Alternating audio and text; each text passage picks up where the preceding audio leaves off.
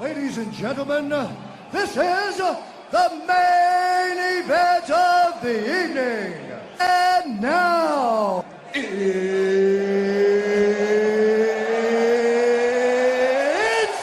time for Let Me Talk Radio!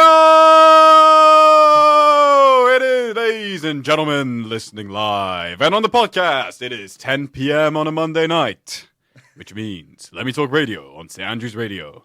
Introducing first, coming in on the yellow microphone, my co-host of 1 year and creator of Let Me Talk Radio. He stands 6 foot 4 inches tall, fighting out of Glasgow, Scotland. It is Callum Mayer. Hello, everyone. Looking forward to a very good show. We are with a beautiful, wonderful guest today. Introducing our guest, speaking on the blue microphone. He is a mixed martial artist, a bouncer, and a sporter with a great mustache. Fighting out of Liverpool, England, standing 5 foot 11 inches tall. 5 foot 9 inches tall, weighing in at 80 kilos. He is the undisputed, undefeated Gabriel Reade. Woo! Thank you very much for having me, gents. I'll give you that back, Callum. There you go. You can speak. That was a beautiful introduction. You rehearsed that well. Yeah, definitely, mate. You've been practicing that in front of the mirror for sure. How you doing, Gabe? How's your day been? I'm fantastic. How are you? Yeah, I'm not bad. Just got, just kind of bogged down with work at the moment, but I see the light at the end of the tunnel. Of course. I've got a deadline on Friday, and after that, I've got like a couple of weeks till exams. So I'm a little bit stressed, but. Yeah. I'm ready for that Saturday, the day after Friday. Oh, yeah. Yeah, I'm going to have fun for sure. You won't remember it in 5 years. Oh, yeah, for sure. Yeah. It'll pass. But yeah, do you want to... Try to speak close to the mic, sorry, just speak into the mic. I'm an amateur. There we go. I'm a novice when it comes to I can hear you, there you go, I can hear you. Yeah. Maybe you want to clarify what the hell that intro was for us, Tom? For someone like me, it makes absolutely no sense. But for you and Gabe, that's... seems to be somewhat of an inside joke. Would you like to elaborate, please? Ladies and gentlemen, welcome to the MMA episode of Let Me Talk Radio. I have been a mixed martial arts fan and UFC fan for a while now, and as a kid, I used to do judo for a very long time. I then did it a little bit again in uni, and then did drop off a little bit. But ever since I met Gabe's been in the judo team as well, and he's a big MMA and UFC fan, so I thought it'd be a good idea to bring Gabe on the show to explain everything to do with, well, as much as we can in the time allowed, to talk about MMA, what it is, kind of like an MMA for dummies, if you will, where it's at now, its future, and then halfway through the show, because I know a lot of you have been wanting to talk about the UFC, because a lot of you UFC fans, we'll talk about different organizations that promote MMA and a bit about the UFC, and kind of like, if you listen to our Formula 1 episode, sort of like an overview of the UFC itself, because obviously it's the biggest promotion, but we'll get into that. And that introduction was me imitating the announcer, Bruce Buffer. So he's the guy, actually the half-brother of, in boxing, the guy goes, "Let's get ready to rumble." That's his half-brother. So he announced to the UFC events. So there we go. So they were both just born with this talent to just announce things. Yeah, exactly. How do you get into that kind of industry? That's crazy. Radio. Yeah, you must be like a commentator first or whatever. Yeah, so as Tom said, he has a sort of background knowledge of MMA and like mixed martial arts and whatever. And so do you, Gabe. So would you like to sort of give us a little background of your knowledge and your kind of introduction to MMA? Mm-hmm. Okay, yeah. So I've trained various martial arts for a few years now. I started off when I was a kid doing bits and bobs, so I've always been interested in it. I've done a few years boxing training, so I've had the opportunity to train in some really good gyms around the northwest of England. Okay. I've obviously trained a little bit at St. Andrews. I got the opportunity to train with a world champion at the time, European champion in Spain for a full year. Wow. I love judo. Absolutely love judo. I've recently fallen in love with grappling, so catch wrestling is my niche in grappling. So anything to do with punching and throwing people is what I enjoy doing. So yeah. I mean, for me, like the only kind of exposure I've had to sort of like MMA, I mean, it's not even MMA, but like just combat sports is boxing. Like Yeah. MMA for me seems to have like come into the limelight very recently as a big sport. And that's just from, you know, like a normal member of the public. I see these characters and, you know, just UFC itself just seems to have like a big aura around it that it didn't have before, that was taken up by boxing. Absolutely, Does yeah. that makes sense. So where has this rise come from, do you think? I think a lot of it is to do with the fact that people are disillusioned with boxing as a sport now. So if people don't know, there's kind of two types of boxing. You have amateur boxing, which is what you see in the Olympics, and it's typically what people do before they go professional. And then obviously you have professional boxing where you've got your Canelo Alvarez or Mike Tyson, for example. They do have slightly different rules. Both, unfortunately, are rife with corruption. And I think a lot of the culture in boxing has made it quite difficult for the average fan to watch. People don't fight each other anymore. So back in the day, for example, you had people like Marvin Hagler and, you know, the Four Kings. You had, you know, Stone Fists. All these guys would fight each other regularly, but nowadays, you know... Ali? Yeah, Ali. Nowadays it takes, for example, Tyson Fury 2 years to organise a fight with anyone, really. It's just not easy to watch anymore, and I think UFC saw that and addressed it and gives people fights, big fights, regularly, and people just want entertainment, really, yeah. Oh, that's really interesting, actually. You wanna... For our audience, oh my god, this mic is about to break. For our audience, in terms of mixed martial arts, obviously, like as quick as you can, no pressure, but like in terms of like mixed martial arts in the name, mixed martial arts. Yeah. You mentioned boxing, which obviously is a form of a combat sport, and I guess we can talk about martial art. Could you give the audience a kind of quick like explaining as to like kind of like the different martial arts across the world, and then those that make up mixed martial arts? Okay, so all martial arts are going to fall into two categories. It's going to be striking or grappling. They all have slightly different goals and point systems and whatnot. Mixed martial arts in its modern form is the idea of... It's kind of the new Vale Tudo type of fight, which I could explain, where basically almost anything goes. And, you know, grapplers fight strikers, strikers fight grapplers, and now in modern day you have mixed martial artists, truly, who train all disciplines. What I think a lot of people don't know is that the rules of mixed martial arts, MMA, changes with each organization. So in the West, we think of UFC rules, but that's not all of MMA. There's a lot more. Right, so like... Because this is something that I didn't know. So UFC is only just a branch of MMA as a sport. Mm-hmm. Okay. Yeah. So it's an international organization. That's probably why people think. Is it the most popular branch of MMA? It is the most popular. It is the most popular, but there are other massive organizations. Like One Championship in Asia is phenomenally huge. You've got smaller organizations, and I say smaller, but they're still massive. Cage Warriors. God, there's loads in Russia. There's... You also have Bellator and PFL, who now have merged. Yeah. So see with MMA, it's like you're saying it's mixed martial arts. Is it like its own thing, or is it a combination of other? So is like MMA like it takes boxing, it takes judo, it takes, and then it just, you know, it's like an accumulation of all these. That I like that question. So MMA now is becoming its own sport. Right. Well, I think what characterizes modern MMA is martial artists are looking at the most effective high percentage techniques of multiple disciplines, and they're training those. So they're picking and choosing the best parts of each combat sport, and they're building individual systems off those techniques, if you will. But mixed martial arts in its... it comes really from prize fighting and Vale Tudo fighting in Brazil, where you would get people that would challenge each other. So, for example, back in the day, the famous one was one of the Gracies, who were the greats of Brazilian Jiu-Jitsu.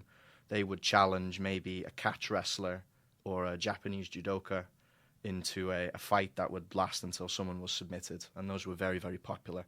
that kind of kick-started this idea of styles coming together, seeing who's superior. And is that sort of like the catch of is that part of the catch of MMA? It's like you have one fighter that's an expert in this sort of combat and another fighter that's an expert in this sort of combat, and it's the intrigue to see how these different styles will play in combat. Absolutely, because I think there's something that combat fascinates human beings. So I remember John Danaher once said, you could be in a bar with the most beautiful women, but if a fight broke out outside on the street and everyone could see through the window, all the men would turn their heads and watch the fight. And that's very true. There's something primal about us that loves violence. Yeah. Gladiators. Well, yeah. So what happens is people sink all this time into training, and then they want to find out, does it actually work? Could I, a boxer, beat a wrestler? Could I, a catch wrestler, beat a Brazilian jiu-jitsu practitioner? Yeah. I suppose it just spices things up, really, because if you just watch boxer versus boxer, you know what to expect. It becomes very, very technical, saturated to a point, and then it kind of ostracizes the main audience, really, because the general public, they don't know much about combat sports. They don't know all the different techniques. They don't understand the positions. So there's a danger with combat sports of making it overly technical and overly just a chess match, a 5D chess match. I like what you're saying about how it sort of like penetrates this like primal instinct for like this like superiority, over like another human being physically. It's just like you're saying, something that's gone back, thousands of years, but it's something that's still prevalent in like modern society. That even though we've had so much advancement in other areas, we still just want to know who's going to win in a fight. Like, it's just absolutely, it's just something that we can't help but be interested in. I would say, war is older than humans. So war was there waiting for us before we discovered it. I don't think it was invented. I think we discovered it.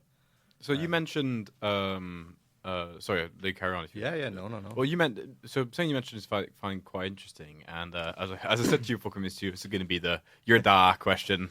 Essentially, what I've seen my dad ask me when he's asked me, because for the audience, I'm a fan of UFC and MMA, but I'm asking this, as a host. So you mentioned, like it's the idea of combat versus sport, kind of finding out who is the best. Yeah.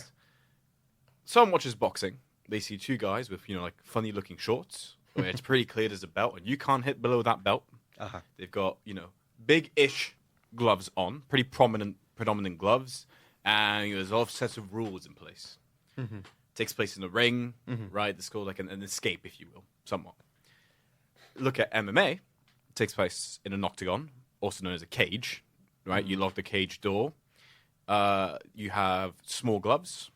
Very small gloves. Absolutely. And you see people obviously punching each other, but kicking each other, kneeing each other, elbowing each other. You see a lot of blood, right? You see horrific submissions. A fight, usually in boxing, you get hit, and you have a 10 count. If you have a knockdown, a knockdown in MMA, you see someone come up and beat the other guy down. Yeah.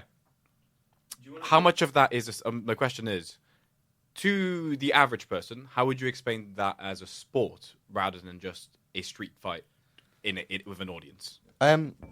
Well, it's just a more violent sport. It's not for everybody. How is it regulated differently to something like boxing? Because we were watching a video just before this started, and we were watching like a UFC fight, and I couldn't help but notice that, like one of the fighters was beating the other one, but like the punches kept landing and landing and landing. Absolutely. And I'm using my knowledge of boxing here, but I'm sort of thinking, shouldn't the ref be intervening? For context, this was Sean Strickland hitting after the knockdown of Adesanya, just hitting him against the cage.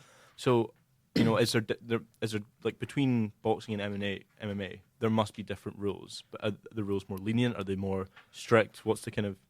They're just as strict. I think what this highlights is that in our modern culture, especially our, Anglophone culture, we are predisposed to the Queensberry rules of boxing, maybe bare knuckle boxing if we're a little bit out there. But we aren't very well exposed in this culture to the other dimension of fighting, which is grappling. So what happens when you see in UFC, you see people on the floor getting punched. it might look really bad, but the average person might not notice that the guy on the floor actually has the guy on top in his guard, and he's just absorbing punches for a couple seconds, and then he's going to set up a submission, or he's going to reverse the submission to the audience, people who don't know. I do apologize. So a submission hold is one where you manipulate the joints of your opponent, or you restrict the airways of the opponent so that they either go unconscious, something breaks or rips, or they tap out, so they've submitted. So that's the other way of, I suppose, showing dominance, quote unquote. It's like the knockout of the ground war is the submission. Do you think it's more effective than, say like a knockout in boxing? Because I guess with boxing, like I find what you're saying interesting about how there's just a lot of politics in boxing. There's a lot of like the tactics get in the way, and one of the last boxing matches I watched was the Tyson Fury. Who's he playing against? Tyson Fury playing against some boxers will get angry at you for that one. Fighting. He was anyway, but there didn't seem to be much punches landed. There was, ironically, not much action happening. And the idea of a knockout seems so far from boxing now that it seems like it rarely happens on the big stage and like these big events. Whereas submission seems like a more effective way to dictate a conflict. Yeah, I mean, the thing about fighting is that I think another intrigue to combat sports is that there really is no way to predict what's going to happen in a fight. The MMA maths doesn't work. So this guy beat this guy. This guy's a better style of this. Right. It's such a complex game. One minor detail. Does this mean that the competition is really immense? Like because you're saying like, just because this guy beat this guy, he's not going to beat someone else. Does that mean that it's very tight-knit in terms of like competition? It's more so there's so many different styles. And what people, I think everybody gets caught up in which martial art is the most effective BS. All those martial arts exist because human beings are so different from one to the other. We have so many different physical attributes. Got you. Each martial art works for different physical attributes. So he who can use those attributes to best effect has a higher likelihood of winning. Right. So who is that? Who is that person that has used their attributes to best effect, in your opinion? Well, do you mean all time? Well, because we're talking about how, it's hard to define what kind of style is better, or like because the competition is so tight in MMA. Who are these people that come out on top as the kind of forerunners of MMA? As the kind of top dogs. So do you mean all time, or do you mean in current? All time, UFC? current. Okay. How have they managed to do that if it's so difficult to do that because of the various fighting styles and crazy competition? I would involved. say as well there are the intangibles. Some guys are just built for war, and they might not have the best striking, they might not have the best grappling, they might be really thick and not and not understand complex fighting tactics, but they know how to hurt someone and they don't get hurt themselves. So there's that dimension to it as well. It's why that's really interesting. That's just sort of taking the idea of form completely away. Absolutely. I mean, I think what people get caught up in is we all look at the greats, we look at the best, the champions, we try and emulate the champions. The truth is you're never going to emulate the champion. Unless you are born yourself to be a champion, I don't think your focus should be on trying to do what the champions do. Because, for example, Alex Pereira in the UFC, if you watched him shadow box, you would think he was a novice. His body mechanics are very awkward, very, fundamentally wrong, but he knocks everyone out. He's just built different. Some people are just built like that. They sort of transcend the rules and like the kind of form of MMA. Yeah, some people just have those God-given gifts. I feel like also something like, I guess if you point out to the listener who doesn't really watches and know these names, if you compare, for example, Gabe and myself, two different so body harsh types, on right? yourself. Like, but not even just like if we're talking about just like physical predispositions, right? Even cutting out like if you just cut out skill in general, and ignoring Gabe's judo grappling background, so your striking background, ignoring my there but not as good judo background. If we just look at two different sizes, I'm incredibly lanky with very, very long limbs. There's not much to me in width, but there's a lot of limb.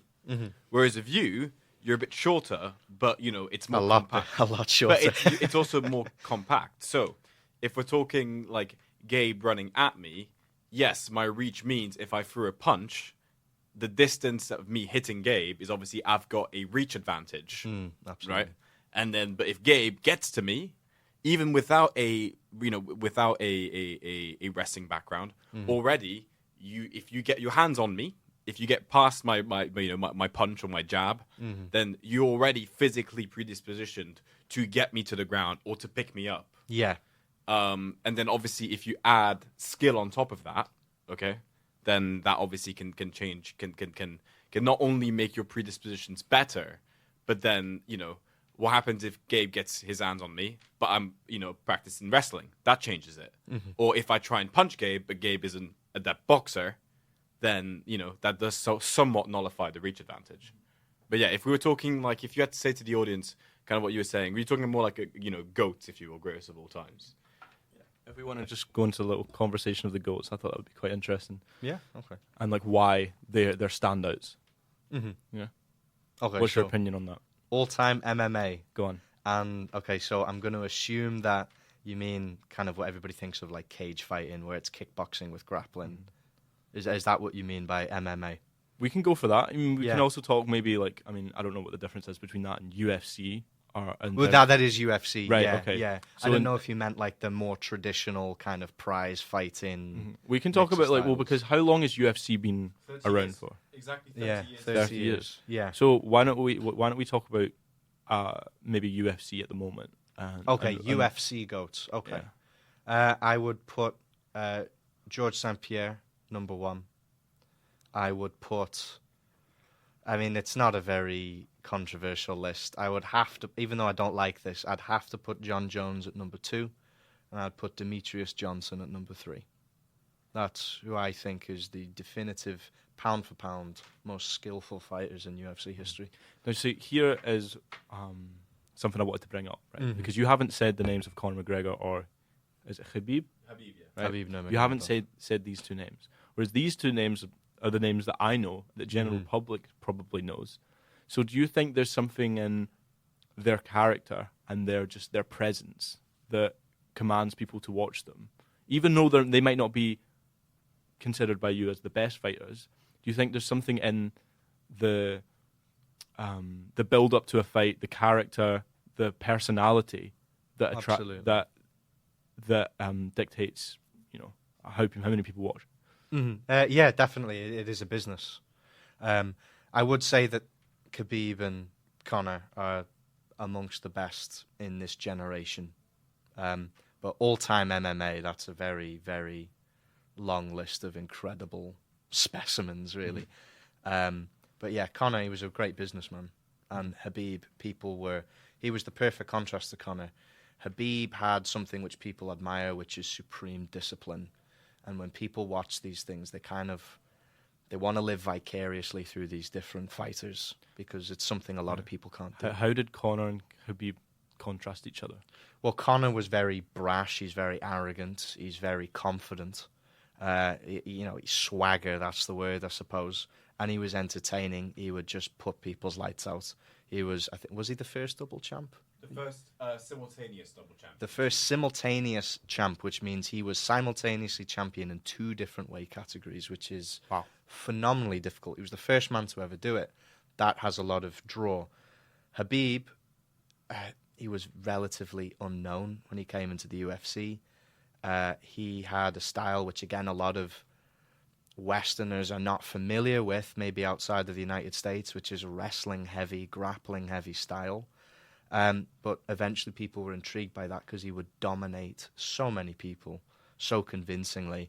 He retired with a 28-0 record. 29, I think. 29-0. Never lost a game. Never lost a fight. Now, you might think in boxing you see a lot of O's. A lot of O's in the record, so you see a lot of zeros. Oh, okay, yeah. Very different in MMA. In boxing, there's so much politics. You have tune-up fights. a lot of these fights, a lot of these guys for their first opening 5-6 fights of a professional career, it might be against journeymen, which I could explain later, but they're, journeymen. So not difficult fights as much. Whereas MMA, you go into the pro ranks, being pro in MMA is one thing, winning in the pros is a completely different thing. It's a bit like if you want a football analogy. Sorry, if you want a football analogy, I completely get it. I completely get it. Yeah. I was going to say Erling Haaland in like starting his prime, but he's going to Saudi Arabia. Oh yeah, for sure. Mm-hmm. Yeah. And then he goes to the Premier League. Yeah. Right, Yeah. Should we get quick music break and then talk about the UFC sport? Right. Well, we're going to a quick music break as we're about halfway through, and this song is "93 to Infinity" by Souls of Mischief. Now, Gabe, why did you pick this song?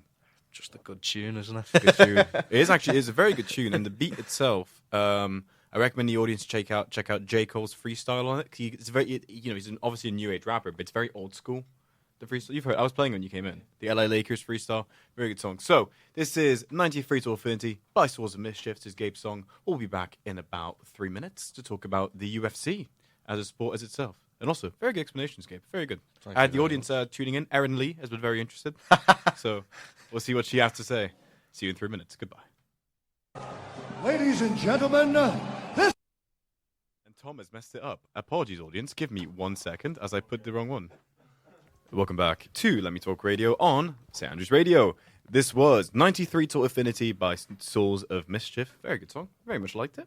Now, in this part of the show, we're going to talk about the UFC and questions about MMA. So, Callum, take it away. Ask Gabe all you need to know.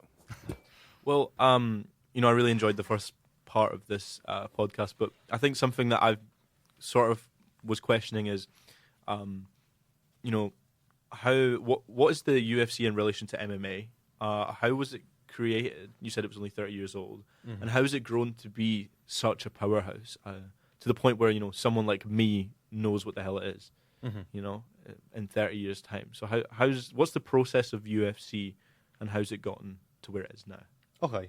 Well, the UFC, it was originally branded as one of these old school kind of prize fight tournaments. What does it stand for? Ultimate Fighting Championship. Right. Yeah. So the original, and this was not a new concept, but what happened was they would invite fighters of various disciplines to fight, see who won. Very simple format. This was before people were really true mixed martial artists. There would be a Brazilian jiu-jitsu man. There would be a catch wrestler. There would be a kickboxer. There would be Kyokushin. So MMA as a discipline is very new. Yes, I believe that's the new evolution. So MMA and UFC almost go hand in hand. Like the development of UFC is mirroring the development of MMA, or does UFC sort of spur on the advancement of MMA? I think what you said is it's true. Yeah, it's the Premier League of MMA. If I can, I would say, if you agree, the UFC, like a number of organizations you mentioned, but the UFC is a company that puts on MMA fights within people in the company. So it signs people up to fight. Right. Okay. And UFC is the biggest one. Right. Yeah. So you sort of carry on. So what is it like? You said, is it Western based? Where is it sort of origins? It is. It's based in America. Right. Vegas. Yeah, Vegas. Of course. Yeah, so it is a Western organization, but now there are lots more Asian, particularly Asian influence. So they're trying to get lots more Asian fighters. That's probably to compete with the One Championship, which, if you think of it, it's the UFC in Asia that also does single discipline championships. Right. So can people cross over from one to the UFC? They have done in the past. It's controversial. Right. There are examples, some pretty high-profile examples. And why is it controversial? Are they surely not just the same thing but in different countries? Well, Or are they slightly different? The big guy in the UFC, Dana White, he's a very divisive figure. He's the president. And he's stereotypical fat cat capitalist, I suppose. So all his fighters are his assets, and he's not going to give them to a So rival. it's sort of like UFC exclusive. Like you can only fight in this competition. Yes, once you've signed for the UFC, you fight for the UFC unless you're released. And Your team is the UFC, essentially. right. Okay. And So like it's like a team, but it's almost like all their players fight against each other. Yes. It's Right. like if you had Arsenal. It's like if you said, okay, in Arsenal, I'm going to have Bukayo Saka is going to do a one-on-one against Martin Odegaard next week, and then we're going to see who the best is, and the guy who's the best in one-on-ones is, I'm thinking another Arsenal player, Gabriel Martinelli, and he's trying to make it. But if I told you, oh, can Saka go fight against a Chelsea team? You'd be like, no, he's ours. We need him. I suppose So, it's more similar to just the Premier League format. You have 20 different outfits. They compete against each other. Exactly. So there's 20 fighters. No, there's hundreds. I meant 20 for the Premier League. But for the Premier League, you have 20 outfits in the Premier League, and they all compete under the umbrella of the Premier League. Same thing with the UFC, but much bigger scale. Right. Okay. And when you sign to the UFC, are you signed to a sort of contract deal where you have to do X amount of fights in a year? Is that how it works? They'll sign you to a number, however many fights. So it might be a 1-fight contract. It might be a 5-fight. Really? contract. Okay. Yeah. So there's no time frame. No, I mean time frame in fighting is very difficult to keep to. Yeah. I guess it's very like unpredictable. Yeah, absolutely. Yeah. For sure. Like, it kind of really interests me also, with the sense of like manhood as well that comes with fighting. And I was gonna ask, do you think? I mean, this obviously still sort of applies to boxing as well, but do you think that it works as a way, as like an outlet for like violent urges, like the idea of like MMA combat sports? Is it a way for like people to sort of just get out their anger? I suppose. I mean, that's probably how a lot of people get into combat sports in general. But I would say it's the ultimate test of discipline. There's no such thing as being successful in a combat sport and not working very hard all the time. There's just no way. Yeah. It requires an immense amount of discipline, and I think that's something that people are intrigued by. That's like quite honourable and like respected. The Yeah. fact that there's so much effort put into it. But the whole thing is honor. When Yeah. you beat a man, you're seen as better than him. Yeah, You're more honourable than him. People will respect the champion more than they respect the number 2. for sure. Yeah. So I think it's that whole idea.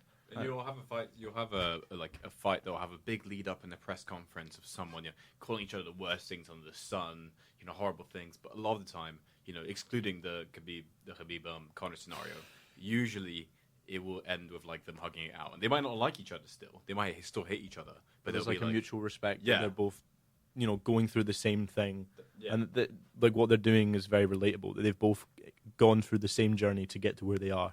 Absolutely. I mean, I won't delve into like any personal anecdotes, but I can say from experience, once you've competed against another guy, another man, you can't hate him. Yeah.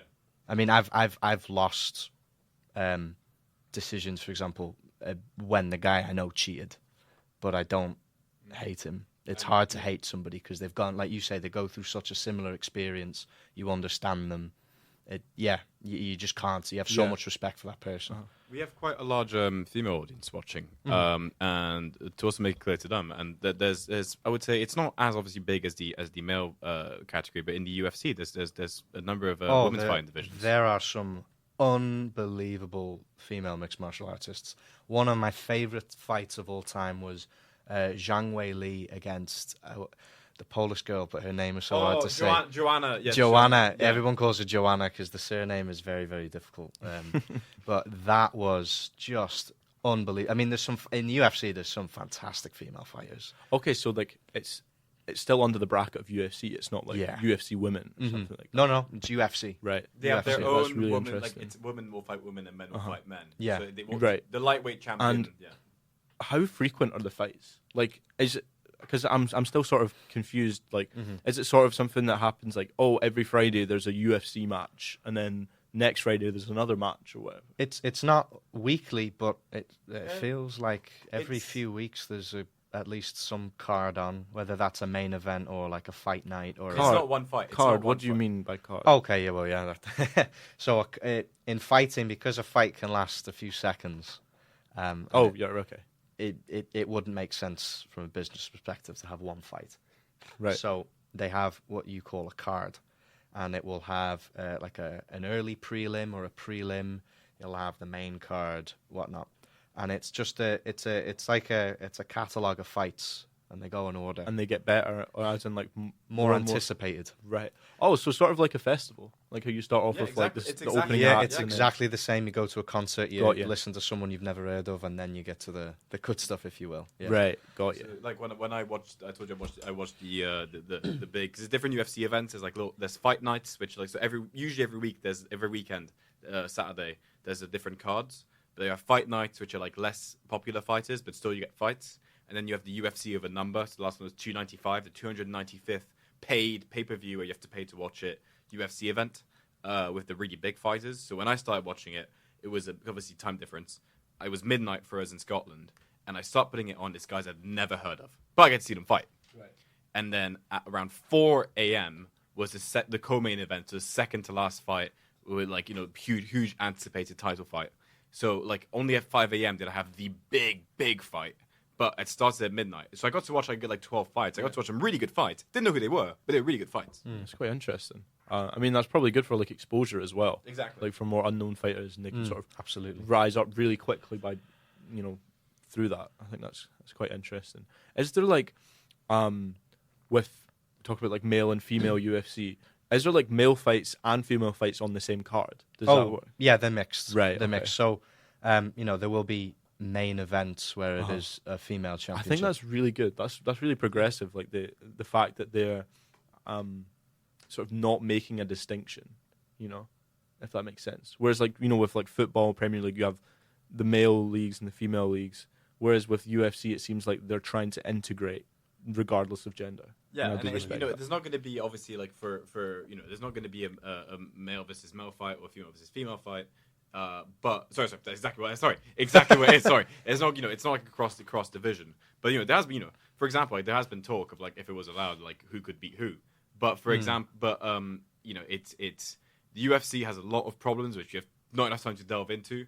But I'd say one of the things is like everyone respects the hell out of the female fighters because they are some absolute machines. Oh, I'm under no illusion. If there was an angry female UFC fighter in here, I'm signing me obituary. I'm not making out alive. They are tough women. even if they were very peaceful, like I wouldn't do anything. Like Oh no, I'd be quiet. Oh yeah. And so, what is the process of your first sign to the UFC? How do you become a UFC champion? Like, is there like a tournament process? Is there like a number of fights you have to win? What if you just go quickly, just like to get signed to the UFC? Where you turn professional, you become professional. Your whole MMA journey. Yeah, you had some amateur fights. Just for the audience, so we get to that. You've had some amateur fights. You're fighting and amateurs. So realistically, if Yeah. I was a UFC fighter, right, and UFC come to me and they say, right, Callum, here, sign this contract. You're a professional fighter. What's my journey to become UFC champion? Because I'm still not sure. Like obviously Premier League, it's like there's a league.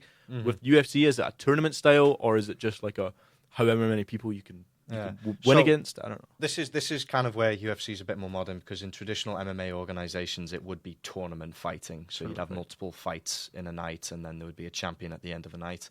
That's not really popular anymore. So now you have rankings. You're either unranked or there will be like top 20.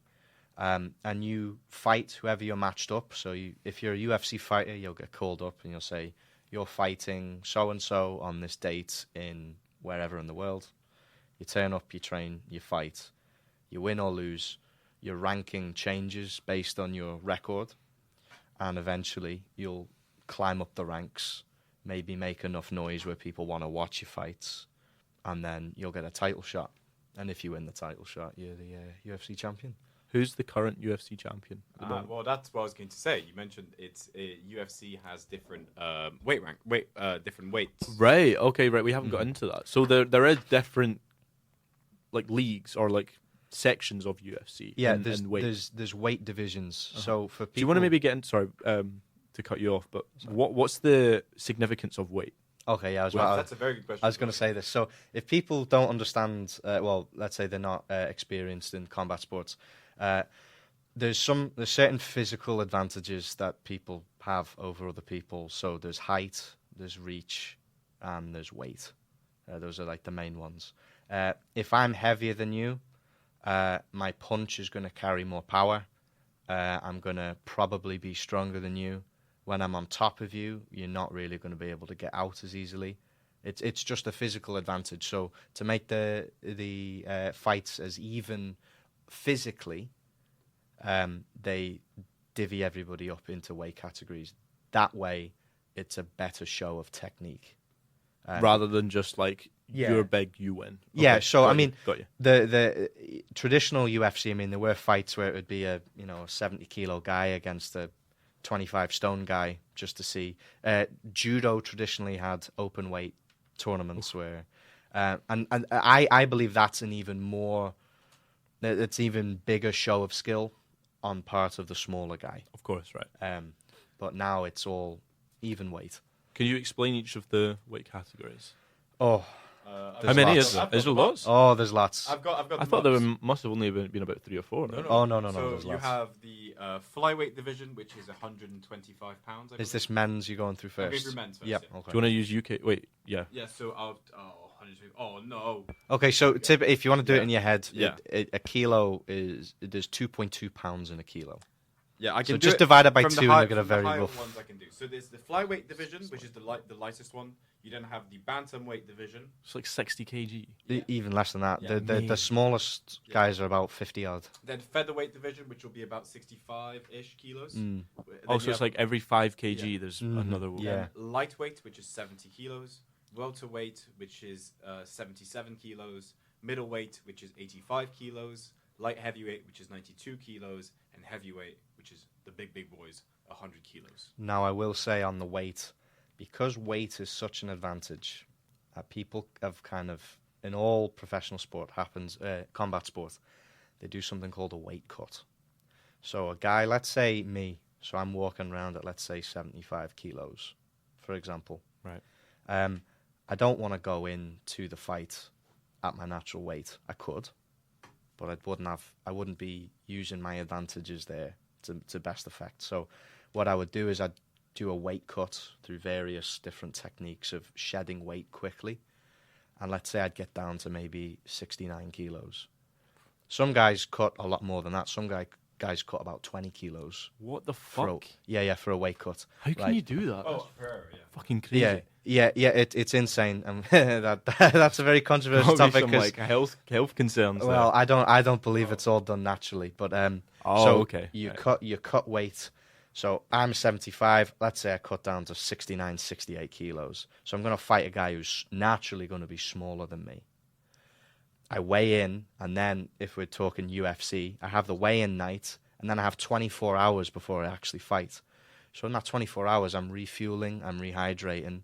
So even though I've technically weighed in at 68, I'm walking back in at 73, 74 kilos.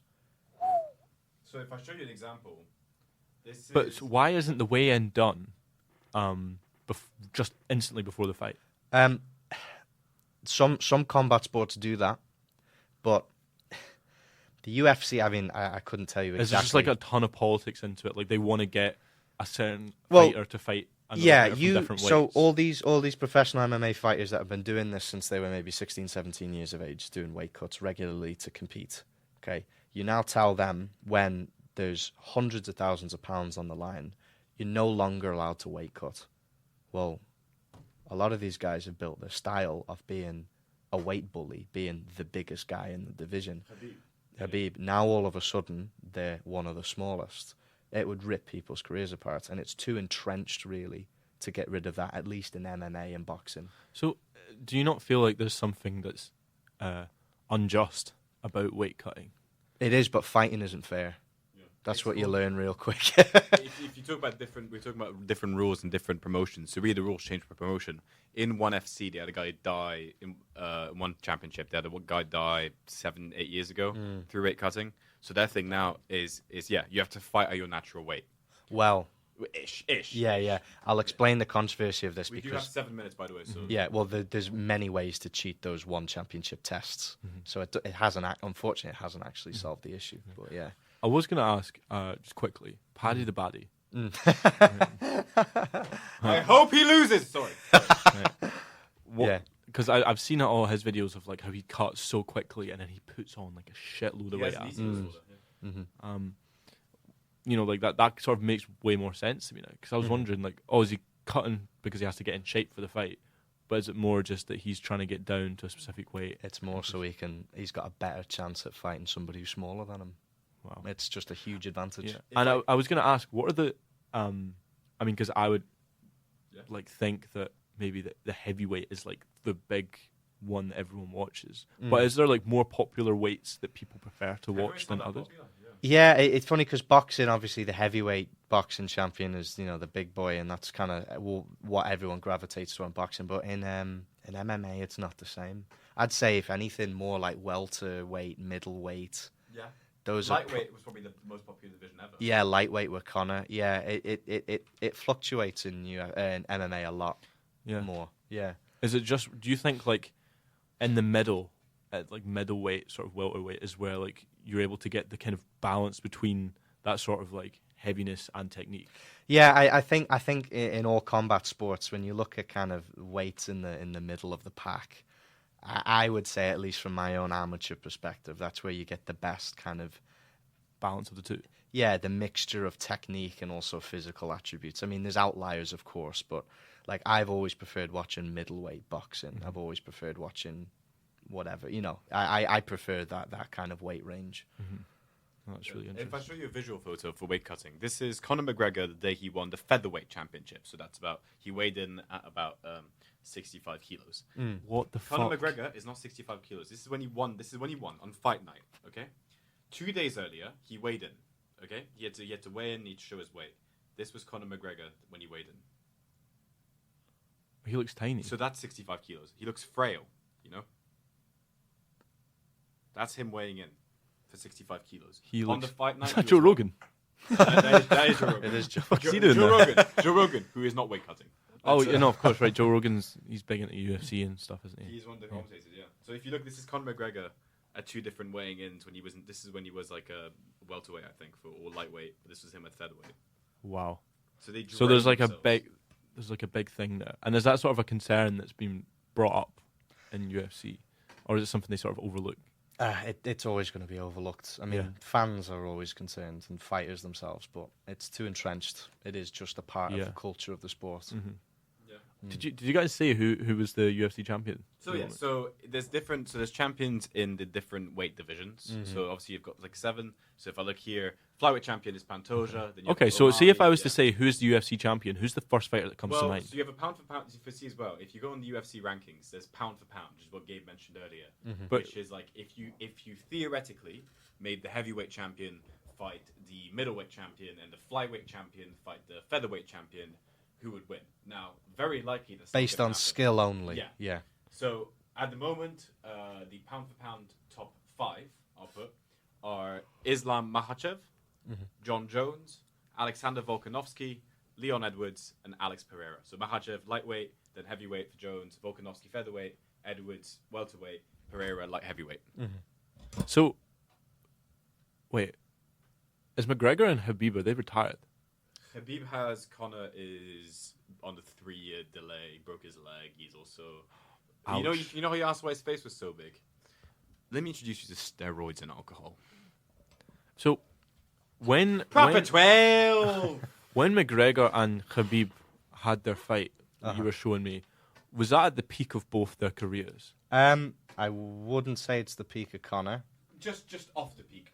Just off the peak, but I mean, what's the biggest fight in UFC ever? In terms of in terms of just like iconography, the two biggest at the time. Khabib Conor. It's probably I'd say in terms of name recognition.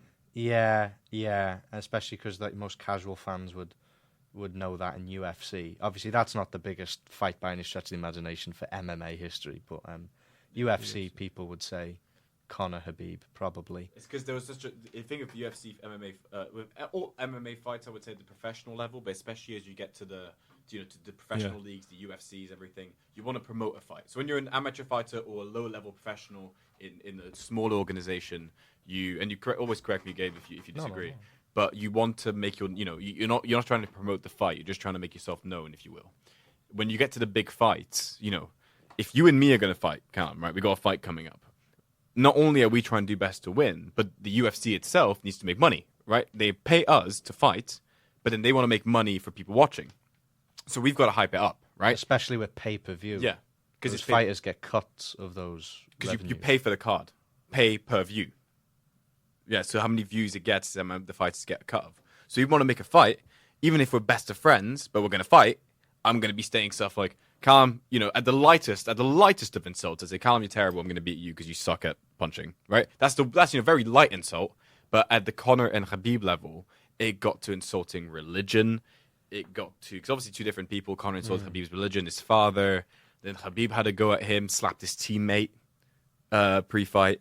Like Conor then threw, the things you got outside the dollies. Oh no, he threw a dolly at a bus and injured fighters. So what I'm hearing is, sorry to cut you off, That's but fine. what I'm hearing is that the context around the fight is almost as important as the fight itself. It fuels the fight. Fighting is a violent soap opera for young men, predominantly. That's a great analogy. We are running out of time. But we're going to get Obviously, girls enjoy fighting as well, but the main audience is 20-year-old blokes. Yeah.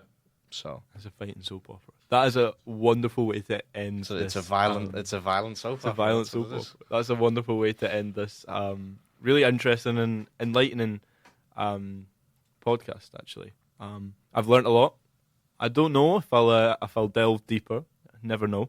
Well, I'm your guy if you want to delve deeper. If UFC is like on over Christmas, I'll be sure to watch it because my brother watches it all the time. So Edwards Covington. Watch it.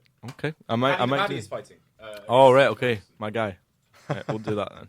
All right, so we're going to end it, and I don't know what to pick. I'm just trying to think, because we... Oh come on, Wild Ones. Wild Ones? Put Flow Rider on. A bit of Mob Deep. All right, well...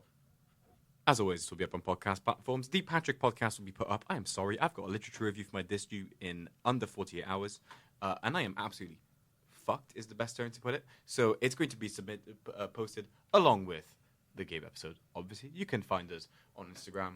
You can find us on Spotify, Apple Podcasts, all podcast platforms you've heard for. YouTube, obviously. Yep, YouTube. We're going to have a camera in there soon. I got my camera. I just don't want my dad to bring the charger. So we're trying our best to find it to get charged. But yeah, so thank you very much. Gabe, lovely to have you. And thank you very much for explaining quite a complex topic in a short amount of time. Thank you very much for having you on. It's been absolutely lovely. Thank you very much. I've enjoyed it. Thank you. Right. Cheers, guys. This has been Let Me Talk. Good night. Have a good evening. Bye-bye.